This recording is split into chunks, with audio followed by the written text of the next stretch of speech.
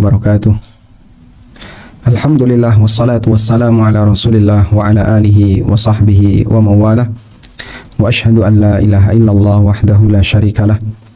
Wa ashhadu anna Muhammadan abduhu wa rasuluh sallallahu alaihi wa ala alihi wa sahbihi wa man tabi'ahum bi ihsanin ila yaumiddin.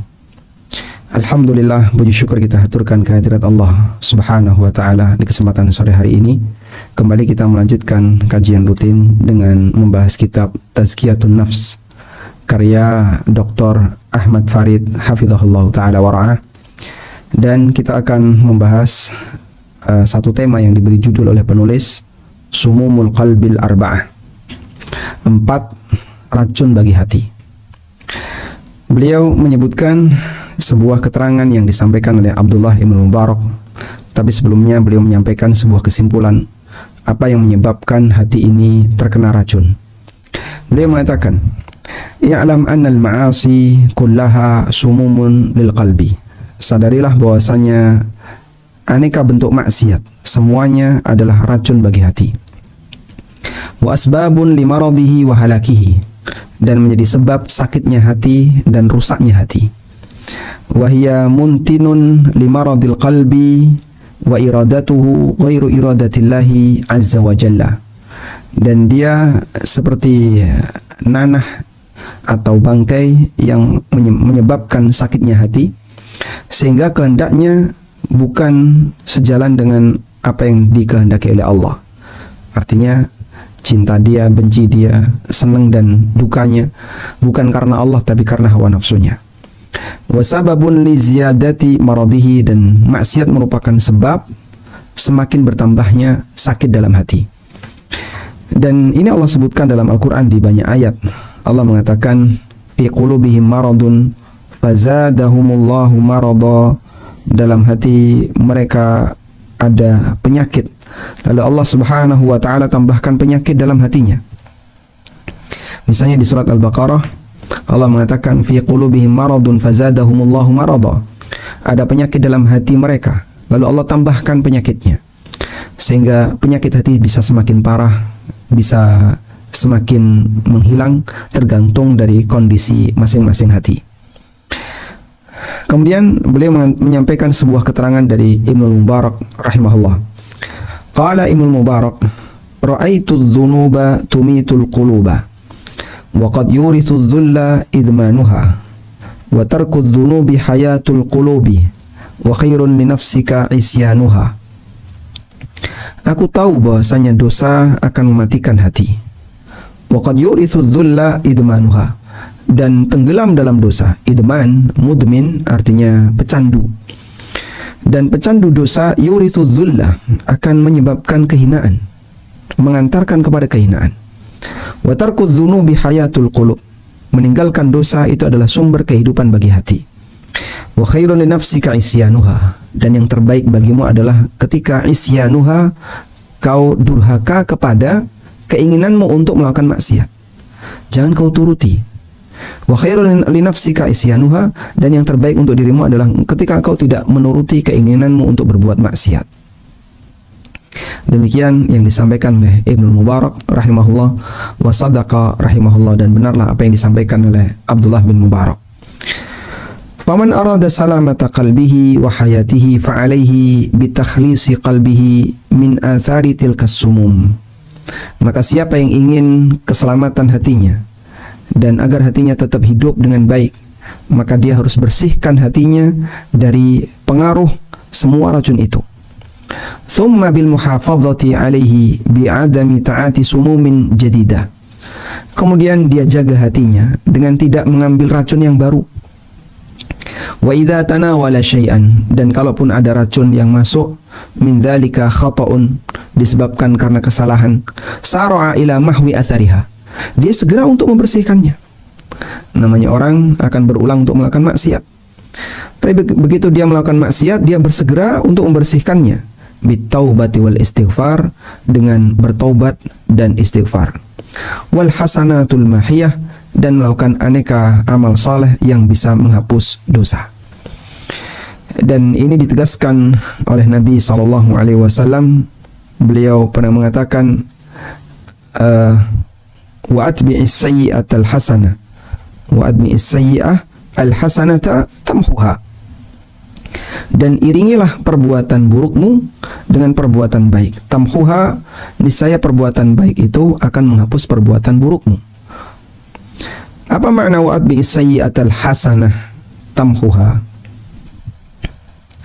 Allah Ta'ala mengatakan wa atbi'is sayyi'atal hasanah. Nabi SAW bersabda, qala sallallahu alaihi wasallam, wa atbi as-sayyi'ah al-hasanah tamhuha. Iringilah perbuatan buruk dengan perbuatan baik. Yang dimaksud mengiringi perbuatan buruk dengan perbuatan baik. Perbuatan baik di situ ada dua makna. Makna yang pertama adalah taubat. Sehingga maksud dari hadis, iringilah perbuatan buruk dengan perbuatan baik, maksudnya adalah dengan bertaubat. Setelah kamu melakukan perbuatan buruk, maka bertobatlah. Sehingga dengan bertobat berarti kamu mengiringi perbuatan burukmu dengan perbuatan baik. Yang kedua adalah dengan melakukan amal soleh. Dengan melakukan amal soleh. Amal soleh yang bisa menghapus perbuatan dosa yang dilakukan oleh hamba. Dan ini sebagaimana yang difirmankan oleh Allah Ta'ala, qala ta'ala, innal hasanati yudhibna as-sayyi'at. Sesungguhnya amal baik bisa menghapuskan amal buruk. Innal hasanat yudhibna as-sayyi'at. Dzalika dzikra lidzakirin. Kita coba lihat yudhibna. Ini sebagaimana yang Allah sebutkan di surat Hud ayat 114. Innal hasanati yudhibna as-sayyi'at dzalika dzikra lidzakirin. Ada di surat Hud ayat 114. Baik. Selanjutnya, wa nuqsidu bis-sumumil arba'ah. Dan yang kami maksud dengan 4 racun itu, apa sih yang menyebabkan 4 racun yang itu membuat hati manusia jadi semakin sakit? Yang pertama adalah fudulul kalam. Terlalu banyak bicara yang nggak perlu. Sehingga orang yang sering bicara, ngomong yang nggak perlu, cerita sesuatu yang nggak perlu, itu bisa menyebabkan kerasnya hati. Yang kedua, fudulun nazar, melihat yang nggak perlu. Matanya jelalatan, melihat apapun yang dilihat, yang ingin dilihat, melihat apapun yang mengundang dia untuk melihat. Semua ini bisa menyebabkan hatinya jadi sakit. Yang ketiga, fudulut ta'am, makan yang terlalu berlebihan. Kebanyakan makan. Apapun yang diinginkan selalu ingin dimakan. Kemudian yang keempat, fudulul mukhalatah, terlalu sering bergaul, terlalu banyak bergaul, sehingga dia selalu merasa kesepian kalau sendirian. Dan pingin dalam hidupnya selalu ada temannya, kumpul sini, kumpul situ, habis kajian, nggak langsung pulang, acara kemana, makan-makan. Selesai makan-makan, besok janjian lagi, gantian makan-makan di mana, muter terus seperti itu. Dan orang kalau sudah kumpul, lalu ada makanan, dia ngumpulin dua, ngumpulin lemak sama ngumpulin dosa. Sehingga dengan sebab itu, dia akan membuat hatinya semakin sakit. Wahia ashharu hadhi sumum intisharan, dan ini yang paling banyak tersebar di masyarakat. Wa ashadduha ta'thiran fi hayatil qalbi, dan yang paling memberikan pengaruh terhadap kehidupan hati. Baik. Sekarang coba kita lihat berkaitan dengan masalah fudulul kalam. 4 racun bagi hati.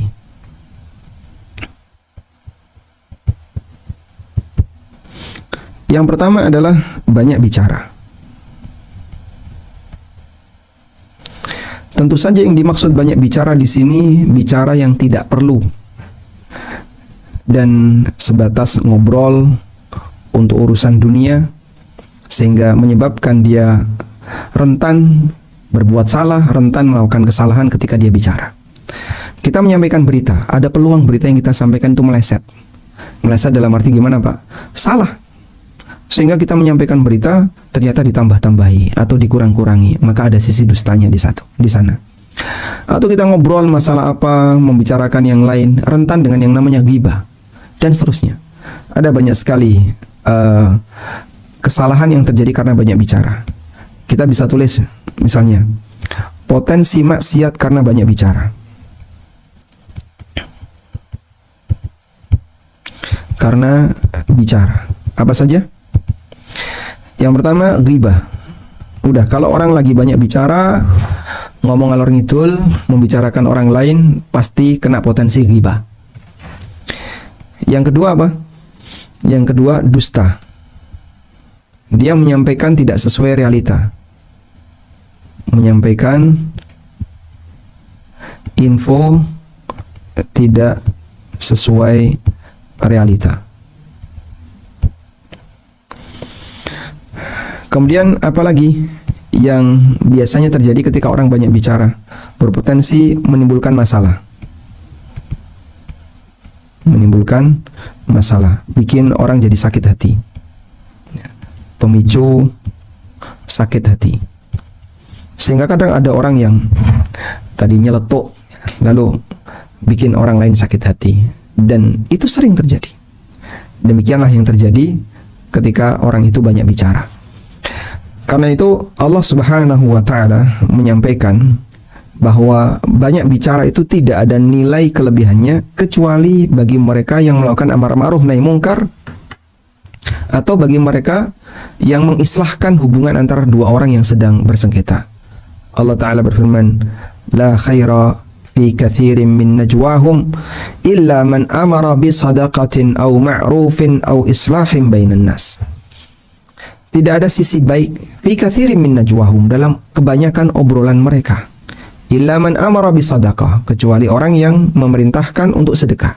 Dia melakukan amar ma'ruf. Au ma'rufin, atau dia menyuruh hal yang ma'ruf secara umum. Au islahin bainan nas, atau mendamaikan dua orang. Maka saat dia menasihati, dia butuh banyak bicara. Biar orang ini jadi sadar.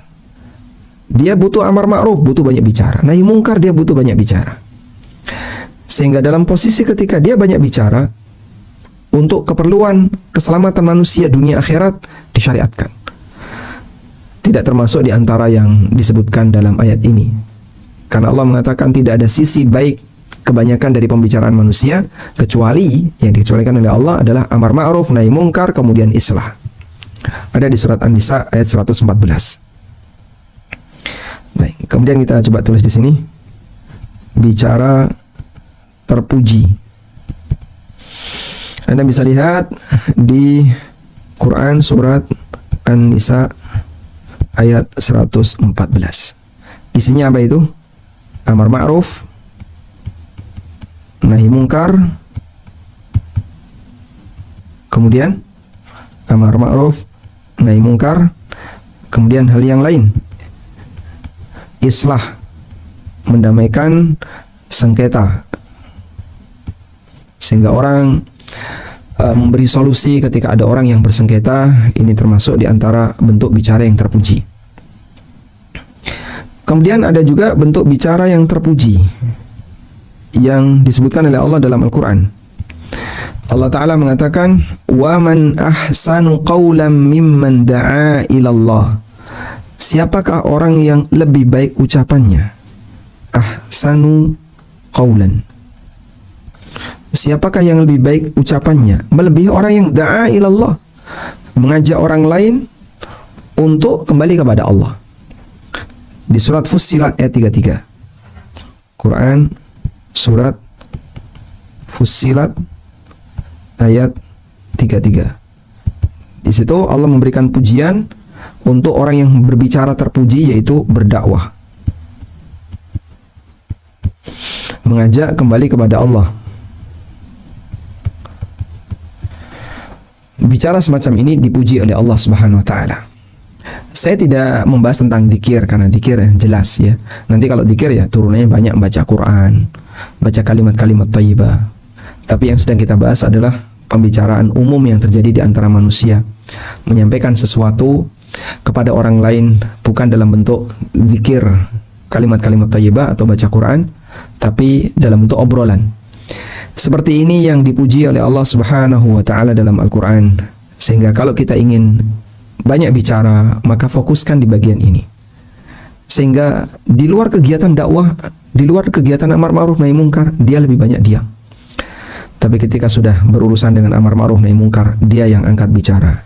Insya Allah orang semacam ini lebih terjaga lisannya. Sehingga Anda bisa menghitung ya, kira-kira yang keluar dari mulut kita ini lebih banyak yang mana? Lebih banyak bicara terpuji ataukah sebaliknya bicara yang tercela? Kalau ini kita nggak bisa, Pak, amar ma'ruf nahi munkar, islah ketika ada orang sengketa, saya nggak punya kapasitas di situ. Berdakwah kepada Allah, saya tidak punya kapasitas di situ. Baik, jika demikian Anda perlu banyak belajar diam. Maka bagi mereka yang belum punya kapasitas, bagi yang belum punya kapasitas, apa yang harus dilakukan? Banyak belajar untuk diam. Ada sebuah nasihat yang pernah disampaikan oleh seorang ulama. Beliau mengatakan, ta'allamus sumt kama tata'allamuna al-kalam.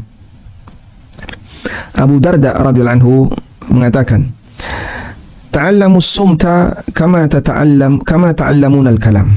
Ya. Ada pesan dari Abu Darda. Abu Darda pernah mengatakan, ta'allamu as-sumt, belajarlah untuk diam, kama tata'allamun al-kalam, sebagaimana kau belajar untuk bicara. Belajarlah untuk diam sebagaimana kau belajar bicara. Karena ketika orang itu lebih banyak diam, ya minimal dia selamat. Tapi kalau dia banyak bicara, keplesetnya banyak. Dan keplesetnya tadi ya, bisa ghibah, bisa dusta, bisa nyeplos, ya kayak nyeplos lombok, jadi pedes, sehingga membuat orang lain sakit hati. Taib. Karena itu banyak bicara akan membuat hati jadi semakin ya sakit, disebabkan potensi-potensi dosa yang terjadi di sana. Kemudian kita diajarkan pada prinsip untuk menyadari, sadari bahwa semua yang diucapkan manusia, semua yang diucapkan manusia akan terjadi apa? Dicatat malaikat. Maka jangan sampai catatan kita hanya dipenuhi hal yang kosong, nggak ada makna, bahkan isinya maksiat. Sebagaimana yang Allah firmankan dalam Al-Quran, ma yalfidhu min qawlin illa ladaihi raqibun atid. Tidak ada satupun ucapan yang dia lafalkan illa ladaihi raqibun atid, kecuali di situ ada malaikat yang selalu raqib. Raqib artinya mengawasi. Atidun artinya tidak pernah absen. Jadi ini bukan nama malaikat, tapi ini sifatnya. Malaikat pencatat amal itu raqibun, selalu mengawasi, atidun, tidak pernah absen. Sehingga dia selalu hadir untuk memperhatikan apapun yang diucapkan oleh manusia. Saya ngomong A, dicatat A. Saya ngomong B, dicatat B. Baik. Dan dalam hal ini ulama beda pendapat tentang semua yang diucapkan oleh manusia. Apakah termasuk ucapan mubah yang dicatat oleh malaikat itu? Apakah termasuk ucapan mubah atau ucapan yang mengandung konsekuensi dosa dan pahala? Saya ulang, yang dicatat oleh malaikat itu ucapan yang mubah ataukah hanya ucapan yang berkonsekuensi dosa dan pahala? Ada dua pendapat ulama dalam masalah ini. ada dua pendapat. Sebagian ulama mengatakan, dan ini hal yang gaib ya, ini hal yang gaib. Sebagian ulama mengatakan bahwa yang dicatat oleh malaikat semuanya. Dan ini pendapat yang ma'ruf dari Tawus bin Kaisan, seorang ulama tabi'in. Maka ketika seorang mengucapkan kalimat walaupun di situ tidak ada konsekuensi dosa dan pahala, seperti cuman ngomong A, B, C, itu kan nggak ada konsekuensi dosa dan pahala. Anda bicara dengan orang lain, saya minta makan, saya mau makan, saya mau minum, saya mau tidur. Itu tidak ada konsekuensi dosa dan pahala, ucapan mubah. Apakah itu dicatat? Pendapat Tawus itu dicatat. Dan sebagian berpendapat bahwa yang dicatat hanya yang berkonsekuensi dosa dan pahala. Sehingga di situ ada dua pendapat. Ada yang mengatakan yang dicatat semuanya, dan ada yang mengatakan yang dicatat hanya yang berkonsekuensi dosa dan pahala. Kalau tidak ada kaitannya dengan dosa dan pahala, tidak masuk dalam catatan. Namun ala kullin, intinya adalah ini hal yang gaib yang kita nggak tahu seperti apa kondisi realnya. Allah hanya menyebutkan dalam Al-Quran, ma yalfidhu min qaulin illa ladaihi raqibun atid. Tidak ada satupun kalimat yang dia ucapkan kecuali di situ ada raqib atid, malaikat yang selalu mengawasi dan hadir, tidak pernah absen, yang mencatat seluruh ucapannya. Sehingga sudah selayaknya kita perlu hati-hati dan waspada. Baik, ini yang pertama. Yang kedua adalah banyak melihat. Yang kedua, jelalatan. Fudulun nazar. Fudulun nazar. Dan Masya Allah, ini penyakit yang sangat sulit untuk bisa disembuhkan dari diri para hamba, karena hidup ini semakin berwarna-warni. Orang yang tinggal di masa silam, jangkauan dia terbatas, dan yang dia lihat terbatas. Kemudian warna-warna dunia tidak sebagaimana sekarang. Aneka pakaian yang membuka aurat mungkin ada, tapi tidak sewarna-warni sekarang. Sehingga ujian pandangan untuk masa sekarang mungkin lebih berat daripada dulu. Dan ada satu nasihat yang Allah sebutkan dalam Al-Quran berkaitan dengan adab Nabi Muhammad SAW saat beliau Isra Mi'raj. Adab Nabi saat Mi'raj ke langit.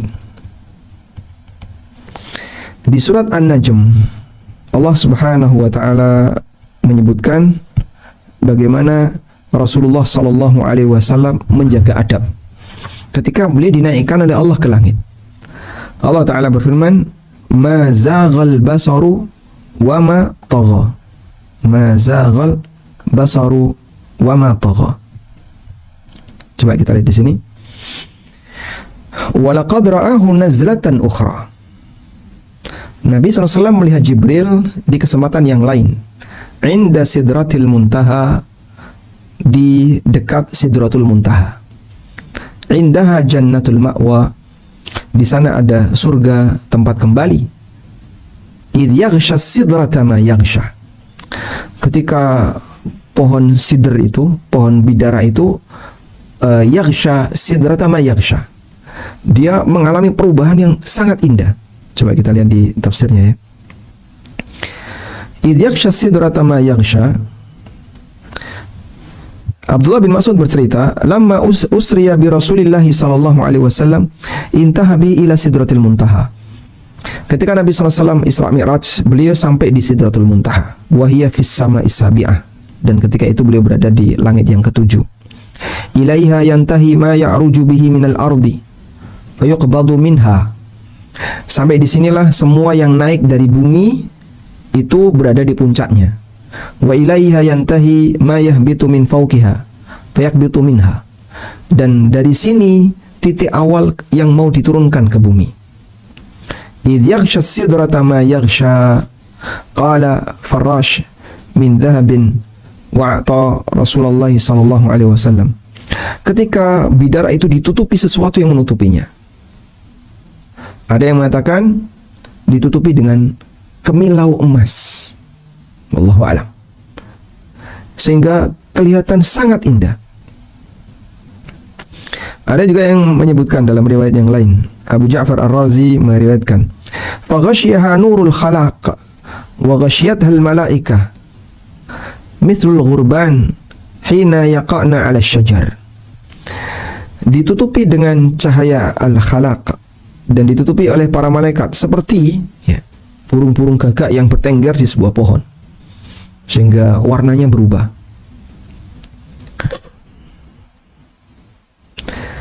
Dalam keterangan Mujahid, kana aghsanu sidrah lu'lu' wa yakutan wa zabrajad.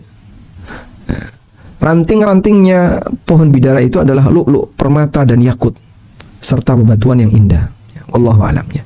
Jadi ini gambaran yang diberikan oleh Rasulullah SAW dalam beberapa riwayat yang dikumpulkan oleh Ibnu Katsir berkaitan dengan seperti apa ketika sidr ini mengalami perubahan warna. Dilihat oleh Nabi SAW, idh yaghsha sidrata ma yaghsha, pohon itu diliputi dengan kemilau warna yang luar biasa, sehingga menampakkan keindahan yang luar biasa.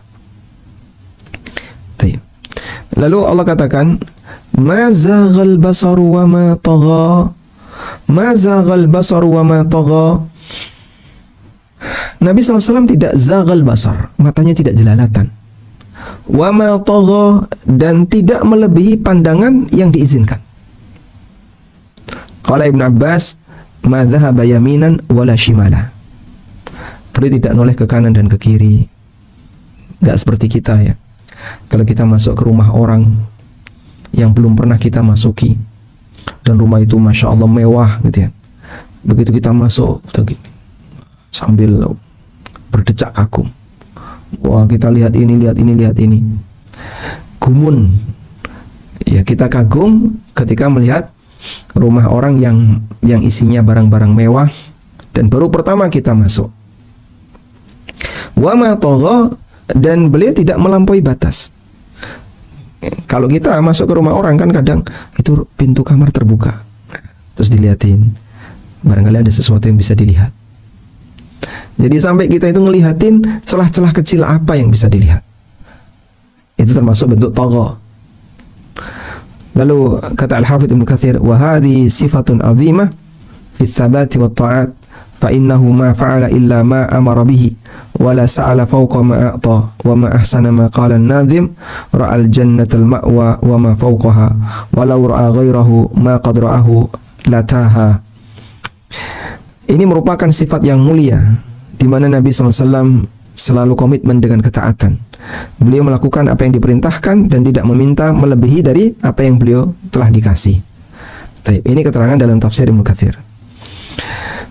Dan dalam tafsir Al-Baghawi dijelaskan yang sama. Ma zaghal basar wa ma tagha. Nabi SAW tidak zaghal basar, pandangannya tidak jelalatan, wa ma tagha, dan tidak melampaui batas. Jadi misalnya seorang tamu duduk di sini, dia melihat tembok sudah, nggak ke kanan ke kiri, nggak ngelirik, nggak apa. Itu kok ada pintunya kebuka, dia tidak memandang ke arah pintu, barangkali ada yang bisa dicuri lihat. Ma mala basarun Nabi SAW yaminan wala shimalan wa ma tagha. Pandangan Nabi SAW tidak tengok kanan kiri dan tidak melebihi batas. Ai ma jawaza ma ra'a, tidak melebihi dari apa yang beliau lihat. Sebagai bentuk adab ketika Rasulullah SAW berada di tempat yang paling mulia yang bisa dijangkau oleh manusia, itulah Sidratul Muntaha. Tidak bisa dibandingkan dengan keindahan apapun yang ada di muka bumi ini. Sehingga kalau kita berada di sebuah tempat dan kita menganggap itu hal yang indah, asing, maka kita akan jelalatan, tengok kanan, tengok kiri. Nabi SAW tidak demikian. Selanjutnya, dan ini tadi ada di surat An-Najm ayat 17 ya. Surat An-Najm ayat 17, di mana Nabi SAW tidak jelalatan. Nabi Sallallahu Alaihi Wasallam, beliau yang pertama tidak jelalatan, yang kedua tidak melebihi batas pandang. Dan ini merupakan adab yang beliau lakukan ketika beliau menghadap Allah Subhanahu wa taala. Kemudian di sana ada kasus yang Allah sebut sebagai mata pengkhianat. Mata pengkhianat. Allah Ta'ala mengatakan, ya'lamu kha'inatal a'yun wa ma tukhfis sudur. Ya'lamu kha'inatal a'yun. Dia mengetahui mata pengkhianat. Wa ma tukhfis sudur, dan apa yang tersimpan dalam hati. Kayak apa sih Pak mata pengkhianat itu? Kayak mata pengkhianat itu Pak? Al-Hafidz Ibnu Katsir rahimahullah ta'ala menyebutkan keterangan Ibnu Abbas tentang mata pengkhianat. Qala Ibnu Abbas radhiyallahu anhu mengatakan, ya'lamu kha'inatal a'yun. Allah mengetahui mata pengkhianat. Wa huwa ar-rajulu yadkhulu ala ahli baitahum. Ada orang yang dipersilahkan masuk ke rumah orang lain. Wa fihimul mar'a al-hasana. Di dalam rumah itu ada wanita cantik. Au tamurru bihi wa bihim al-mar'ah al-hasana. Atau ketika ada orang lewat, kemudian ketemu dengan beberapa orang yang di situ ada wanita cantik. Fa idza ghafalu lahadha ilaiha. Kalau mereka sedang tidak perhatian, orang ini ngelirik wanita tadi. Fa idza fatanu ghadda. Kalau mereka sedang menghadap dirinya, ghadda, dia ghaddul basar.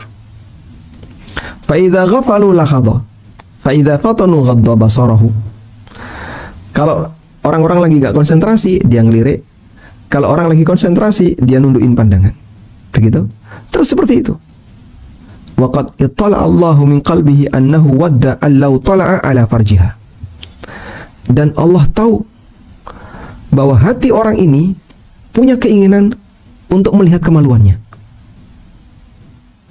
Allah tahu hati orang ini punya keinginan untuk melihat kemaluan wanita tersebut. Demikian yang disampaikan oleh Ibnu Abbas, rawahu Ibnu Abi Hatim. Nah, dan seperti itu, ini bicara orang soleh ya. Kalau orang yang nggak terbiasa dengan hijab dan seterusnya ya pasti saling melihat dan nggak ada batas. Tapi orang-orang soleh yang terkadang mereka punya mata pengkhianat, lagi bareng sama suaminya, lalu ada lelaki, istrinya ngelirik. Mumpung suaminya nggak tahu, kha'inatul a'yun, mata pengkhianat.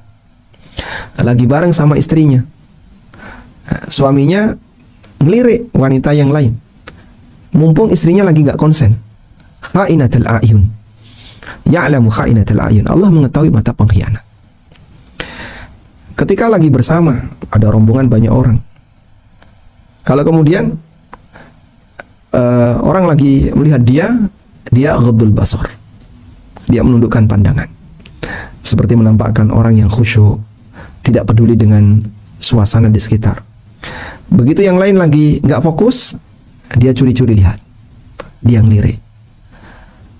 Ya'lamu kha'inatul a'yun. Allah mengetahui mata pengkhianat. Bahkan kadang ada ustadz lagi kajian gitu ya, sudah ada tabirnya padahal itu, tapi ada celah-celah tabir. Kadang ada yang lirik lewat itu. Nah, ketika ketahuan dia ngelirik, dia ngilang. Ya'lamu kha'inatul a'yun. Allah tahu mata pengkhianat.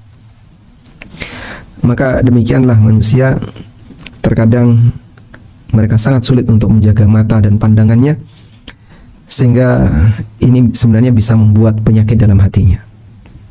Baik. Selanjutnya, ada sebuah pesan yang pernah disampaikan oleh sebagian ulama berkaitan dengan masalah fudulun nazar, terlalu sering jelalatan, terlalu banyak melihat. Kita tulis dulu tentang mata pengkhianat. Tadi ada di surat Ghafir ayat 19. Di surat Ghafir ayat 19.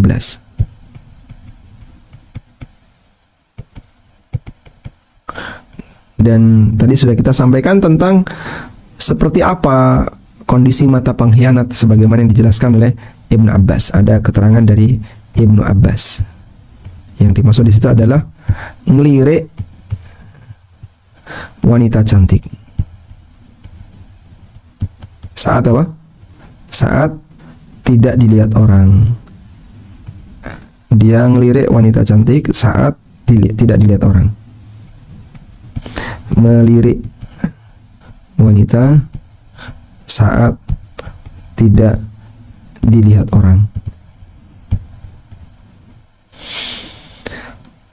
Dan ketika dilihat orang,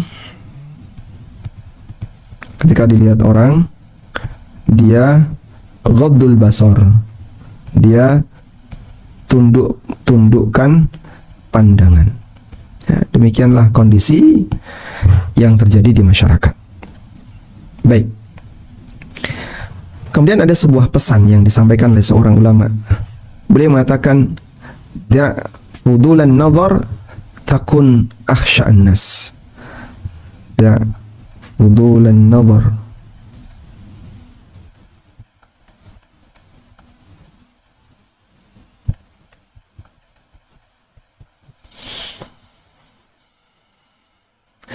Tinggalkan terlalu sering melihat jelalatan, maka kau akan menjadi orang yang paling khusyuk. Perkataan siapa ini? Man taraka fudulan nazar. Kalimatnya gimana? Siapa yang dia meninggalkan kondisi sering jelalatan, maka dia akan menjadi manusia yang paling khusyuk. Jaga pandangan agar jadi manusia yang paling khusyuk. Untuk bisa menjaga kekhusyuan, maka caranya adalah jaga pandangan. Wallahu alam.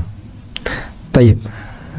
Kemudian berikutnya, fudulut ta'am. Sumber penyakit hati berikutnya, yang ketiga adalah makan berlebih. Makan berlebih. Makan berlebih termasuk hal yang tercela. Dan kita tahu Allah Subhanahu wa taala melarang dalam Al-Qur'an, "Wa kulu washrabu wa la tusrifu." Silakan makan dan minum dan jangan tusrifu, jangan israf. Allah taala berfirman, "Wa kulu washrabu wa la tusrifu." Di sini di surat Al-A'raf ayat 31 Allah memberikan pesan, "Wa kulu washrabu wa la tusrifu." Silakan makan dan minum tapi jangan berlebihan, innahu la yuhibbul musrifin. Al-A'raf ayat 31. Berlebihan ketika makan dan minum hukumnya apa? Dilarang. Al-Quran yang melarangnya, wa kulu washrabu wa la tusyrifu. Ini ada di Quran surat Al-A'raf ayat 33. Ya, ayat berapa tadi? Al-A'raf ayat 31. Baik. Kemudian posisi berlebihan ketika makan dan minum adalah ketika seseorang makan melebihi dari apa yang dia butuhkan, bahkan sampai Masya Allah ya, kekenyangan dan seterusnya. Dan itu dilakukan hampir tiap hari misalnya, atau terlalu sering. Kalau sesekali nggak masalah. Nabi SAW pernah kenyang, demikian pula Abu Hurairah radhiyallahu anhu pernah kenyang, tapi sesekali. Namun kalau terlalu sering, ini tercela. Sehingga makan berlebihan dilarang oleh Allah Subhanahu wa taala. Selanjutnya, di antara hal yang perlu diperhatikan berkaitan dengan masalah makanan. Ini beberapa prinsip ya tentang masalah kuliner. Jangan sampai kuliner menghabiskan waktu. Jangan menghabiskan waktu. Hanya untuk urusan makan, dia butuh waktu 1 jam sekali makan. Bahkan mungkin lebih. Ini hal yang sia-sia. Para ulama di masa silam kalau makan paling cepat. Sehingga mereka kalau makan, diremuk itu rotinya. Sebelum dimakan diremuk dulu, dikasih air, biar gampang dikunyah. Udah, makan selesai. Makan, perut terisi, selesai. Sehingga jangan sampai menghabiskan waktu.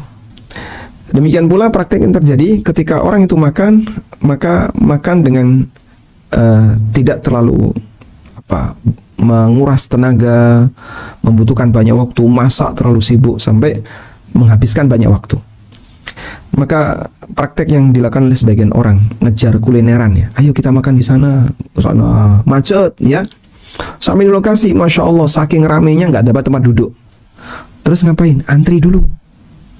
Antri. Nungguin meja. Ya, begitu dapat tempat, langsung ditempati. Karena antri. Ya. Kemudian habis itu dia makan sambil ngobrol lama sekali. Pesan ini dulu, pesan lama sekali. Masya Allah. Ini ngapain? Sekali makan antrinya panjang.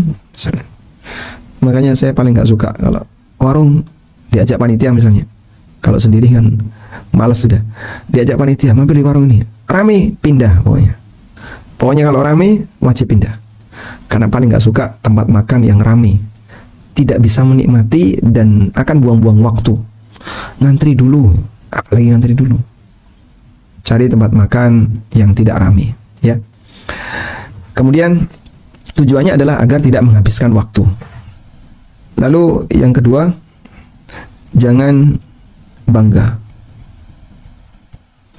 dengan makanan. Karena bangga dengan makanan termasuk bangga dengan urusan dunia. Dan itu tercela. Allah Subhanahu wa taala mengatakan wa farihu bil hayatid dunya wa mal hayatud dunya illa mata. Mereka terlalu bangga dengan kehidupan dunia, sementara kehidupan dunia hanya kenikmatan sementara. Bentuk bangga dengan makanan adalah ya sebagaimana contoh yang sering kita lihat, di foto, di share, di foto, di share. Sehingga dia bangga dengan makanan itu, lalu dia foto, lalu dia share. Ini bahaya. Ketika dia mendapatkan makanan yang sederhana, tidak pernah difoto. Kalau makanannya mewah, difoto, terus di-share. Demikianlah contoh orang yang terlalu bangga dengan makanan. Dan bangga dengan makanan, ini sama dengan bangga dengan dunia. Bangga dengan urusan dunia. Dan kita tahu bangga terhadap urusan dunia, hukumnya tercela. Baik. Kemudian prinsip berikutnya adalah jaga adab. Dan tidak menampakkan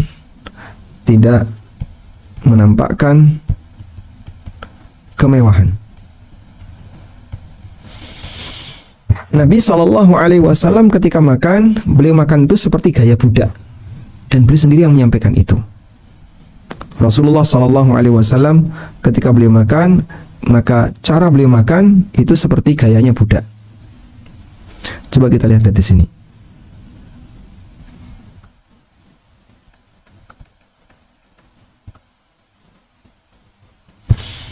Ada sebuah keterangan tentang bagaimana kesederhanaan Nabi SAW ketika makan. Kata Anas bin Malik, "Ma'alimtu an-nabiyya sallallahu alaihi wasallam ala sukrujah qat." Aku belum pernah melihat Nabi sallallahu alaihi wasallam makan dengan menggunakan sukrujah. Apa sih sukrujah? Coba kita lihat di sini. Wa hiya sihafun aw atbaqun tudau fiha al-mukhallalat wal mushahhiyat wa lam yukhbas lahu an-nabiy sallallahu alaihi wasallam dzalikal khubz ar-raqiq al-fakhir. Yang dimaksud dengan sukrujah adalah nampan atau meja yang dipakai untuk makan. Jadi Anda bisa lihat seperti meja anak TPA atau meja orang yang belajar, ada meja kecil. Nabi SAW nggak pernah makan pakai seperti itu. Apalagi di atas meja seperti ini. Beliau makan di bawah, bukan di atas meja. Wala khubizalahu muraqqaqun qat. Dan Nabi SAW tidak pernah dibuatkan roti dari gandum yang lembut. dari gandum yang bagus. Sehingga makanan beliau rotinya roti biasa, roti sederhana, bukan roti yang mewah. Ada sebagian orang yang hampir semua makanannya itu branded, bermerek, jajan-jajanannya bermerek, branded itu ya. Sehingga jarang dia menyentuh makanan yang kurang bermerek. Ya. Hampir semua jajanannya itu bermerek, bahkan impor dari luar. Ya mungkin mungkin mahal, tapi ini bisa jadi terlalu mewah. Wala akala ala khiwanin qat, dan Nabi SAW tidak pernah makan ala khiwan. Coba kita lihat di sini makna khiwan. Rasulullah SAW tidak pernah makan dengan menggunakan khiwan. Ala ma'idatin min tilkal mawad al-murtafi'ah 'alal ard. Di mana beliau makan di atas hidangan yang tinggi dari tanah. Allati ya'kulu 'alaiha al-udhama wal mutrafun, yang biasanya dimakan oleh para raja. Sehingga Nabi SAW nggak suka model meja makan seperti para raja yang panjang, kemudian kursinya gede, terus ada banyak hidangan makanan di situ. Kata Anas, Rasulullah SAW nggak pernah makan seperti itu. Wal aklu 'alaiha lam yazal min da'bil mutrafin wa wad'il jabbarin. Dan makan dengan model seperti ini, hidangan yang lebar, luas, panjang ya. Kemudian ada banyak meja-meja, ada banyak kursi-kursi besar. Ini merupakan kebiasaan orang-orang sombong dan para raja yang sombong. Li alla yaftakira ilal inhina indal akli, agar mereka tidak butuh nunduk ketika makan, maka dikasihlah meja. Maka Nabi sallallahu alaihi wasallam la yushbihu bihim, sehingga Nabi SAW kalau makan gak seperti mereka. Wa kana ya'kulu sallallahu alaihi wasallam wa ashabuhu ala sufar allati tumaddu 'alal ard. Tapi Nabi SAW kalau makan bersama sahabatnya ala sufar, di atas taplak yang dibentangkan di tanah, sehingga posisi makanan itu sejajar dengan kaki, bukan di atas meja seperti ini, tapi sejajar dengan kaki. Tawadu'an wa zuhdan fid dunya wa madhahiriha wa ta'liman li ummatihi, sebagai bentuk tawaduk dan zuhud terhadap dunia. Sampai Aisyah itu pernah mengusulkan, ya Rasulullah, bagaimana kalau kami siapkan meja biar Anda bisa makan di atas meja, makanannya biar ditaruh di meja. La ya bintas Siddiq, innama akulu kama ya'kulul abd. Gayaku makan tuh sebagaimana cara budak ketika makan. Maka beliau duduk bersimpuh. Anda lihat orang yang duduk tawarruk, duduk iftirash ketika sholat, duduk di antara dua sujud ketika sholat, duduk iftirash, tapi kakinya ditumpuk, diduduki, ya, sehingga lututnya ditekuk, kakinya ditumpuk, diduduki. Lalu Nabi SAW duduk seperti itu, dan beliau makan dalam posisi seperti itu, di bawah makanan itu. Makanan ada di alas ya, dan dimakan bareng-bareng dengan para sahabat. Beliau makan sebagaimana orang rakyat jelata yang makan. Maka Rasulullah SAW ketika makan itu tidak menampakkan kemewahan. Sehingga kalaupun kita, ya ini mungkin beda dengan tradisi di masa sekarang ya. Rata-rata kan kita punya meja-meja makan. Kalaupun kita punya meja makan ya, jangan terlalu mewah. Jadi yang kursi gede, yang belakangnya ini tinggi, besar gitu kan. Kemudian mejanya panjang. Kalau bisa nggak seperti itu. Buat yang sederhana saja, sebagai bentuk tawadhu ketika kita makan. Jadi makan dengan posisi tawadhu. Dan di antara adab yang lain adalah Nabi SAW tidak pernah mencela makanan, kemudian membaca doa menggunakan tangan kanan dan seterusnya, sebagaimana yang sering kita baca dalam penjelasan tentang adab makan. Baik. Selanjutnya yang keempat, jangan turuti setiap keinginan. Jangan turuti setiap keinginan. Diri kita jangan terlalu dimanja. Jangan jadi orang yang kita memanjakan diri kita sendiri, sebagaimana kita tidak ingin memanjakan anak kita. Kita punya anak, setiap pengen apa dituruti, Terlalu memanjakan anak, bahaya. maka kita juga jangan memanjakan diri kita. Sehingga pengen makan ini dituruti, pengen makan ini dituruti. Nggak kayak gitu ya. Coba kita lihat di sini ya.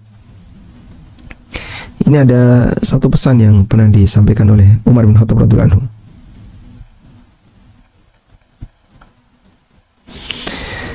Dalam penjelasan yang disampaikan oleh Al-Hafidz Ibnu Katsir untuk firman Allah Subhanahu wa taala di surat Al-Furqan ayat 67. Berarti Al-Baghawi, penjelasan Al-Baghawi. Nah,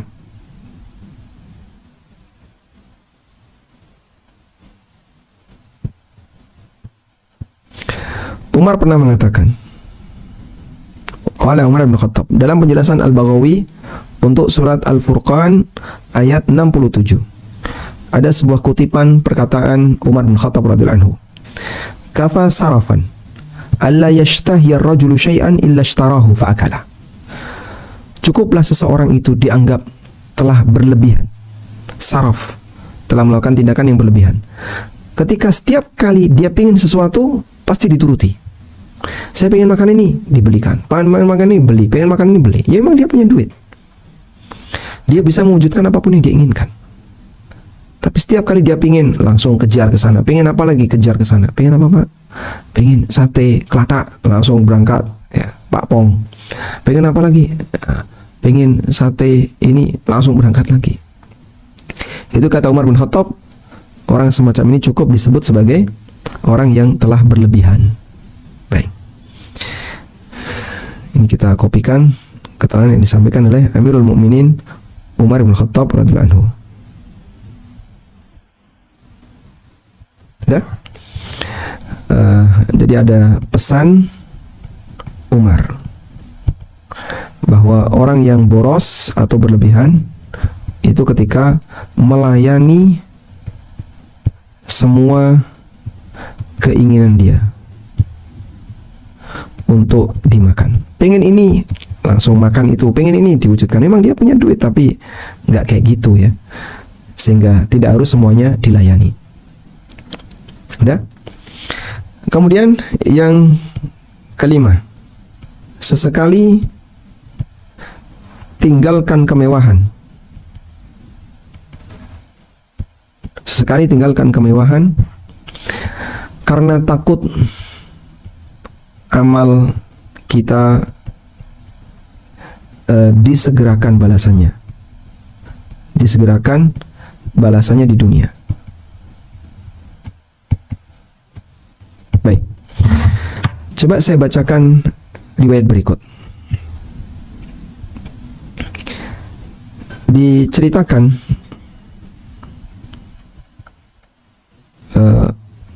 dalam sebuah peristiwa tentang bagaimana Abdurrahman bin Auf menangis saat beliau mau berbuka puasa. Diceritakan oleh Ibrahim putranya Abdurrahman bin Auf, bahwa Abdurrahman bin Auf radhiyallahu anhu dihidangkan makanan kepada beliau wa kana shaiman, dan ketika itu beliau puasa menjelang berbuka. Sudah mendekati waktu berbuka, makanan sudah dihidangkan. Faqala, lalu Abdurrahman bin Auf mengatakan, qutila Mus'ab bin Umair wa huwa khairum minni. Mus'ab bin Umair terbunuh dalam peristiwa perang Uhud dan beliau lebih baik daripada aku. Kuffina fi burdatin, beliau diberi kafan dengan selembar kain. In ghuttiya ra'suhu, ketika ditutupi kepalanya, badat rijlah, maka nampak kakinya. Wa in ghuttiya rijlahu bada ra'suhu, ketika ditutupi kaki, kepalanya kelihatan. Betapa miskinnya Mus'ab ketika itu. Saat Mus'ab itu mati, beliau dalam kondisi sangat miskin. Lalu beliau mengatakan, "Tsumma busita lana minad dunya ma busit." Kemudian dibentangkan dunia untuk kita sebagaimana saat ini. Dalam riwayat yang lain, "U'tina minad dunya ma u'tina." Kita diberi dunia sebagaimana saat ini. Waqad khashina, dan aku takut an takuna hasanatuhna ujjilat lana, jangan-jangan kebaikan kita, pahala ibadah kita telah dibalas oleh Allah di dunia. Tsumma ja'ala yabki hatta taraka ta'am. Lalu beliau nangis, kemudian beliau tinggalkan makanan. Masya Allah, gak jadi makan. Sehingga beda dengan kita ya. Kalau ada makanan yang mewah, enak, serba yang kita suka, wah langsung semangat, serbu. Dan dengan bangganya kita makan itu tanpa ada perasaan beban dosa. Bukan beban dosa ya, tanpa ada perasaan amal kita hilang. Sahabat ada perasaan seperti itu. Kadang kita kalau ke warung Padang, terus panitia minta dihidang pak, dihidang. Masya Allah. Bingung sampai kita milihnya. Ada sayur, ada lauk, aneka lauk. Kamu mau pilih mana? Silahkan pilih sesukamu. Masya Allah. Pilih tahu tempe. Nah, dan kita kalau melihat seperti itu kan senang sekali. Ada banyak makanan. Kita senang sekali karena kita tidak punya kesadaran sebagaimana yang dimiliki oleh para sahabat. Selanjutnya adalah fudulul mukhalatah, terlalu sering bergaul. Tadi yang ketiga makan berlebihan, yang keempat sering bergaul. Terlalu sering bergaul boleh saja, tapi terlalu sering bergaul ini bisa berbahaya. Karena dengan bergaul ini rentan gesekan. Rentan gesekan gimana? Ya namanya orang ketika bergaul kan pasti akan ada gesekan dengan kanan dan kirinya. Sehingga dengan bergaul akan rentan dengan yang namanya gesekan. Dan kalau sudah terjadi gesekan, maka yang timbul adalah dosa. Karena itu dulu para ulama mereka terkenal sebagai orang yang suka menyendiri. Ketika sendiri, dia bisa lebih fokus untuk berzikir, lebih fokus untuk baca Quran, lebih fokus untuk belajar, lebih fokus untuk menelaah kitab. Ada banyak hal yang bisa dilakukan ketika dia sendirian. Tapi kalau dia bareng banyak orang, akhirnya kan bawaannya ngobrol. Sehingga dia bukan model orang yang senang kumpul dengan orang, tapi sebaliknya, justru lebih senang untuk menyendiri. Abdullah bin Mubarak itu diantaranya. Sampai ada sebagian orang yang tanya kepada beliau, ala tashtauhish, apa anda tidak merasa kesepian? Lalu beliau mengatakan, wa kaifa astauhish wa ana ma'a ashabin Nabi SAW. Bagaimana mungkin saya kesepian sementara aku dibersamai oleh para sahabat Rasulullah SAW. Artinya beliau menelaah hadis. Menelaah hadis itu membarengi para sahabat Nabi SAW.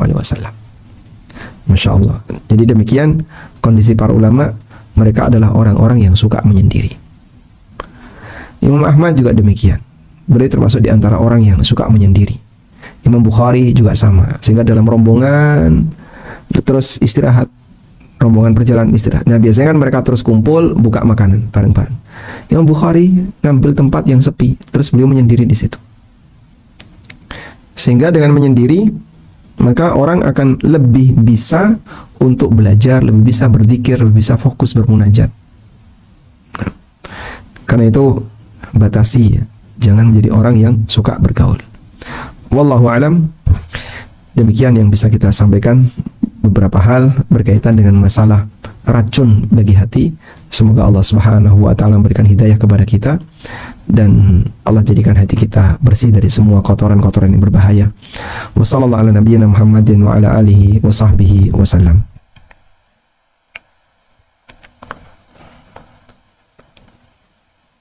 Assalamualaikum ya Ustadz. Waalaikumsalam warahmatullahi. Izin bacakan pertanyaan ya Ustadz. Bismillah. Assalamualaikum warahmatullahi wabarakatuh ya Ustadz. Izin bertanya terkait menahan diri dalam makanan, apakah kita boleh menebusnya dengan membelikan makanan setiap kita pingin makan enak supaya kita tidak terlalu merasa bersalah? Ustadz, jazakumullah khairan. Wallahu alam, insyaallah hal yang baik ya. Ketika anda ingin makan yang enak, lalu anda berikan kafaroh dengan cara saya belikan orang lain makan yang sama untuk dikasihkan kepada orang yang tidak mampu. Cuman tidak semua keinginan yang muncul dari diri kita harus semuanya dituruti. Pengen ini turuti, pengen ini turuti. Aku kok penasaran dengan makanan ini, dituruti. Aku penasaran dengan makanan ini, dituruti. Itu nggak ada ujungnya. Dan demikian seperti ini yang seharusnya kita latih diri kita untuk disapi. Sehingga saat dirinya punya keinginan, saya pengen ini, enggak, saya enggak turuti kamu. Wahai jiwaku, kamu akan saya sapi. Ya, sesekali dibuat demikian. Terutama untuk makanan-makanan yang membuat kita kepo. Ya. Maka sebaiknya tidak semuanya harus dituruti. Wallahu a'lam. Jazakumullah khairan Ustaz atas jawabannya. Pertanyaan berikutnya Ustaz. Bismillah. Assalamualaikum warahmatullahi wabarakatuh ya Ustaz. Waalaikumsalam warahmatullahi wabarakatuh. Assalamualaikum ya Ustaz. Semoga Allah senantiasa melindungi Ustaz sekeluarga. Amin. Walakum bimithlim. Saya seorang ayah. Mohon pencerahannya Ustaz. Jika saya tertinggal sholat jamaah di masjid, manakah yang lebih baik dan pahalanya lebih banyak ya Ustaz? Sholat sendiri di masjid atau sholat jamaah bersama anak dan istri di rumah ya Ustaz? Jazakumullah khairan. Baik, ada satu hadis. Hadisnya seperti ini.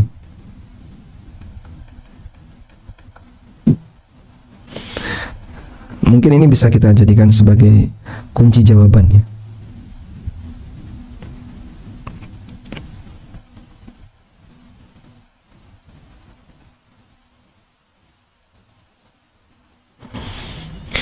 Hadis diriwayatkan oleh An-Nasa'i.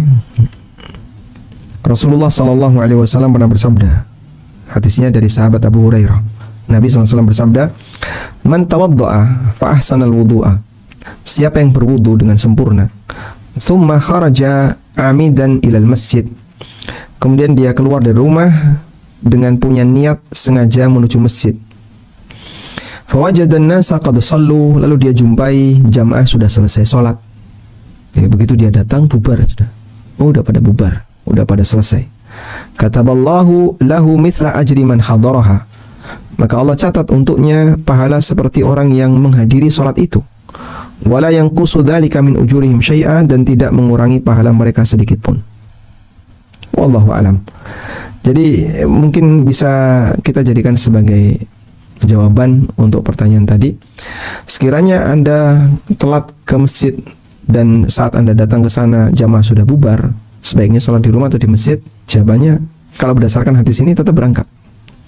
Sampai di sana, wah sudah bubar, ya sudah, Anda tetap sholat di masjid.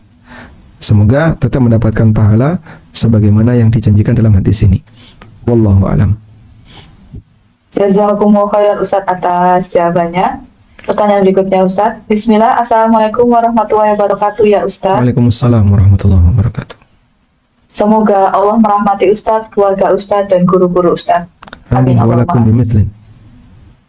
Ustaz, bagaimana cara bertobat dari ghibah sementara yang kita ghibah itu sudah jauh, dan bertobat dari berbohong? Apakah kita harus meminta maaf? Dan juga ketika kita curhat kepada manusia, itu ternyata membuka aib pasangan Ustaz. Bagaimana cara bertobat dengan ketiga hal tersebut? Jazakumullah khairan. Berkaitan dengan cara tobat dari ghibah, di situ ada dua kondisi. Yang pertama, pihak yang dighibah mengetahui.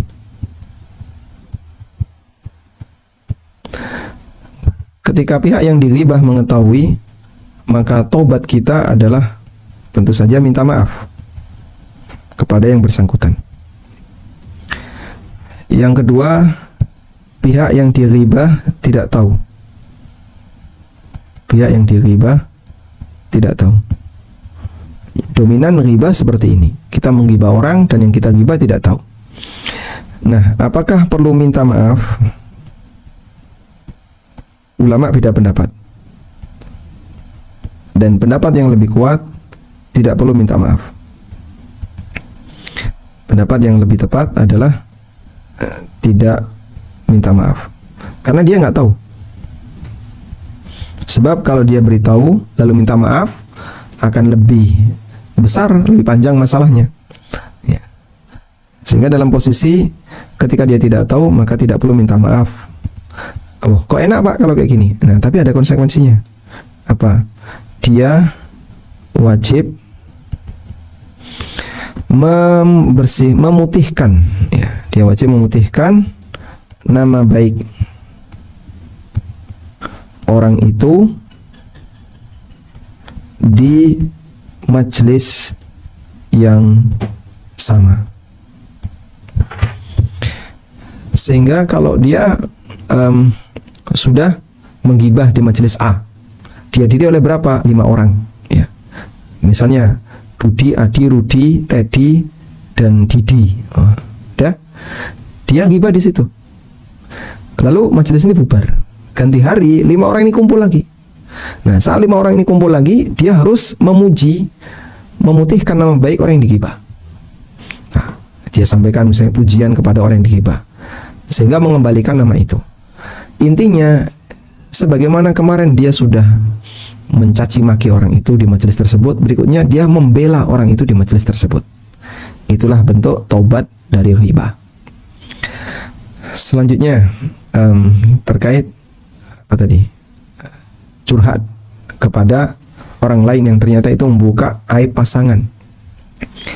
Ya, maka mungkin Anda bisa sampaikan kepada orang itu bahwa suami saya adalah orang baik seperti ini. Anda berikan pujian agar tidak memberikan kesan yang buruk tentang pasangan Anda di hadapan orang tersebut.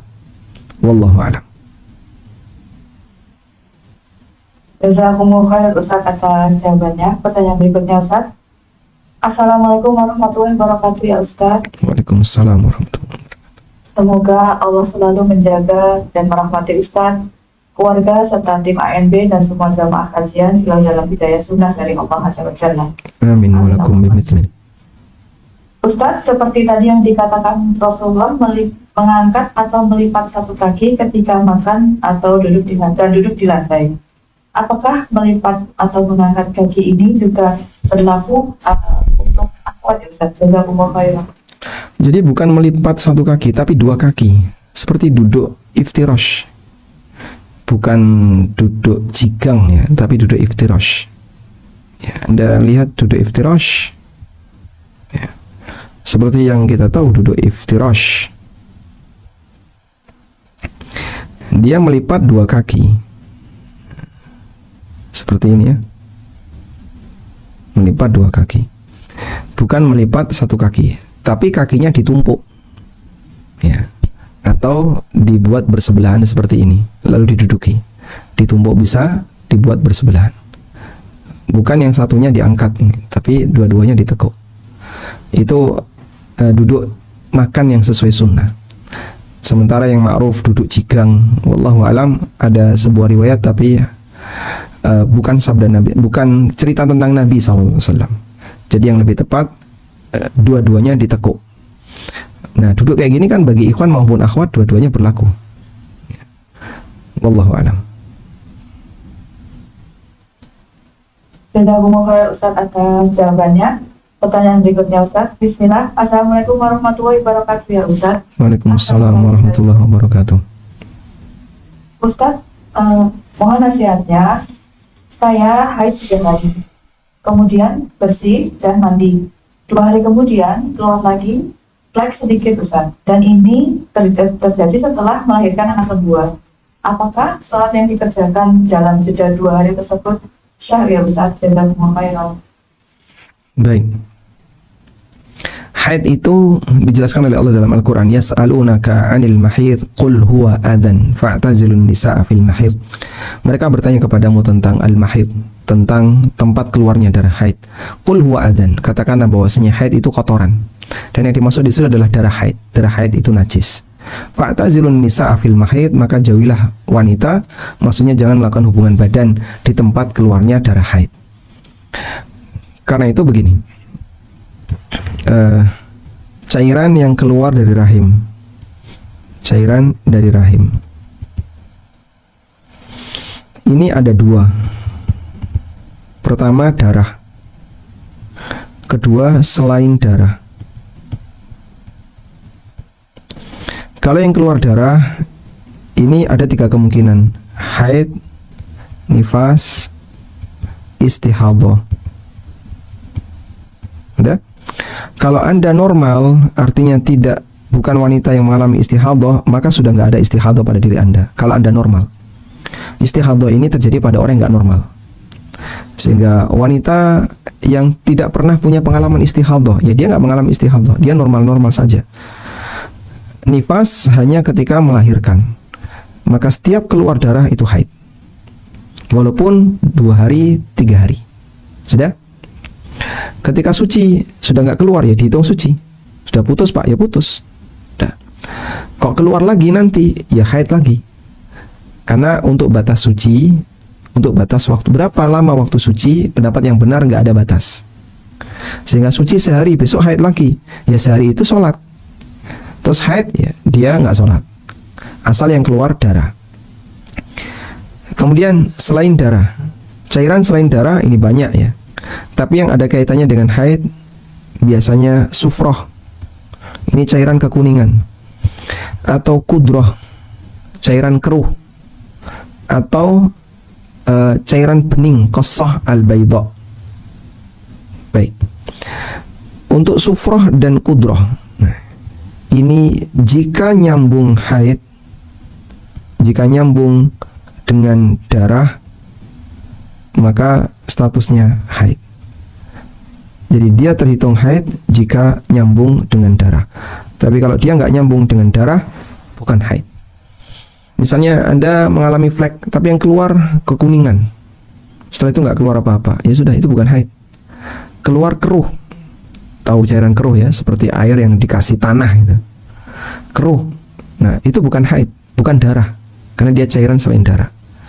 Nah ketika keluar seperti ini, di luar masa haid, yang tidak nyambung dengan haid, maka tidak terhitung haid, baik di depan maupun di belakang. Kalau di belakang kita gampang nih tekniknya ya. Begitu haid keluar dah, nanti kan long tail tuh nggak putus-putus, keluar sufroh lama sekali, yaitu haid kalau nyambung. Tapi kalau putus bukan haid. Misalnya sudah sempat suci lalu keluar lagi kekuningan, bukan haid. Sedangkan cairan bening ini tanda suci. Begitu keluar cairan bening berarti wanita ini sudah suci dari haid. Wallahu alam. Baik, demikian yang bisa kita bahas. Semoga menjadi ilmu yang bermanfaat bagi saya sendiri dan teman-teman sekalian. Wassallallahu ala nabiyyina Muhammadin wa ala alihi wa sahbihi wasallam. Wa akhiru da'wana anil hamdulillahi rabbil alamin. Wassalamualaikum warahmatullahi wabarakatuh.